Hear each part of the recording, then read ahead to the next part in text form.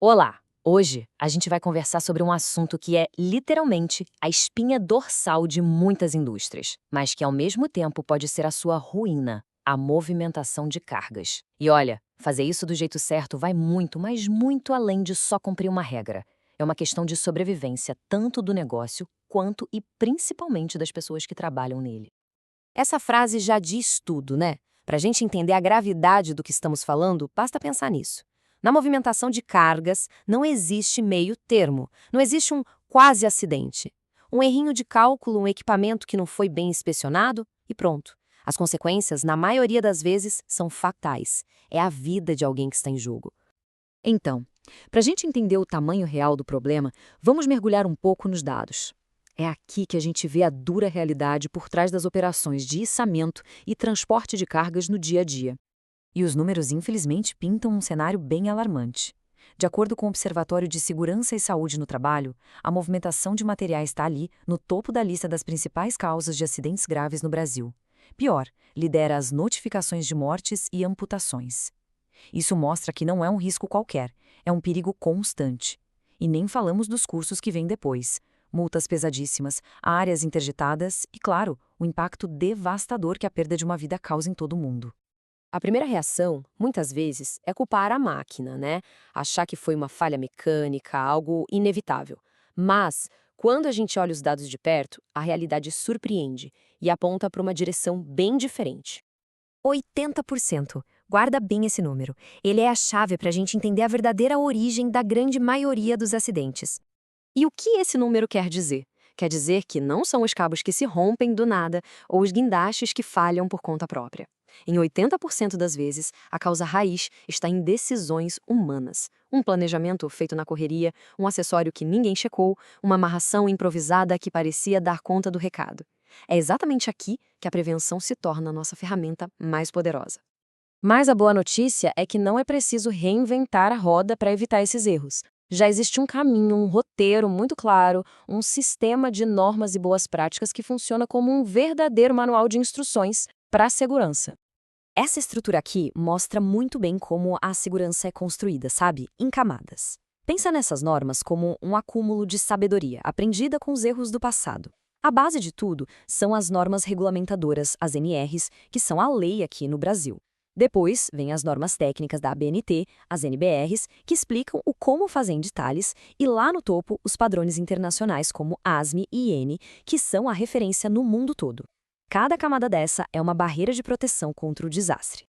E esse roteiro é super específico. A NR11, por exemplo, é a base legal para qualquer transporte de material. As NBRs vão mais fundo ainda, detalhando, por exemplo, com qual medida exata um cabo de aço ou uma cinta devem ser descartados. E as normas como a ASME e a EN trazem décadas de conhecimento global, ou seja, a informação está toda disponível. Não dá para alegar desconhecimento. Certo. Mas na prática, por que seguir todo esse roteiro? Os benefícios vão muito além de simplesmente evitar um acidente. Eles se apoiam em três pilares fundamentais, que são a vida, os ativos da empresa e o respaldo jurídico. O primeiro pilar é o mais importante e inegociável de todos, o valor da vida humana. Um erro aqui não é como um erro numa planilha que dá para corrigir. Uma cinta desgastada que se rompe não oferece uma segunda chance. As consequências são imediatas. O conhecimento técnico é o que permite enxergar o perigo antes que ele se transforme numa tragédia. O segundo pilar é a proteção dos ativos. A gente está falando de guindastes, ponte rolantes, a própria carga. São equipamentos e materiais que muitas vezes valem uma fortuna. Operar do jeito certo evita o desgaste, evita acidentes que danificam tudo. Pensa só, o custo de uma inspeção bem feita é mínimo perto do prejuízo de ter um equipamento parado por quebra ou, pior, danificado num acidente. No final das contas, segurança é economia. E chegamos ao terceiro pilar, a blindagem jurídica. Se o pior acontecer, a primeira coisa que a perícia vai querer saber é: a equipe tinha treinamento? Os equipamentos estavam com a inspeção em dia? Seguir as normas à risca é o que protege o operador de ser acusado de imperícia e a empresa de responder por negligência. É uma proteção para todos os envolvidos. Ok, a teoria toda faz sentido. Mas como a gente transforma isso em prática, lá no chão de fábrica, no dia a dia? A resposta está num fluxo de trabalho de inspeção. Ele é simples de entender, mas precisa ser executado com um rigor absoluto. Basicamente, a segurança se divide em duas etapas que não podem falhar. A primeira é a inspeção pré-uso. Aquela checagem rápida, visual, de toque que todo operador tem que fazer antes de começar o turno. A segunda é a inspeção periódica. Essa já é mais técnica, profunda, feita por um profissional habilitado e que precisa ser documentada, registrada. Uma complementa a outra. E aqui está um ponto crucial. Os critérios para descartar um acessório são objetivos. Não tem espaço para "eu acho que ainda dá para usar". Uma redução de 10% no diâmetro de um cabo de aço, um aumento de 5% na abertura de um gancho, ou até uma simples etiqueta de uma cinta que ficou elegível, qualquer um desses sinais significa descarte imediato. A tolerância aqui é e tem que ser sempre zero. Essa frase resume perfeitamente a mensagem principal de toda essa nossa conversa. O conhecimento técnico não é um luxo, não é um extra. Ele é o farol que ilumina o caminho, que mostra os perigos e garante que a operação termine bem, com todo mundo em segurança. E, para fechar, fica uma reflexão.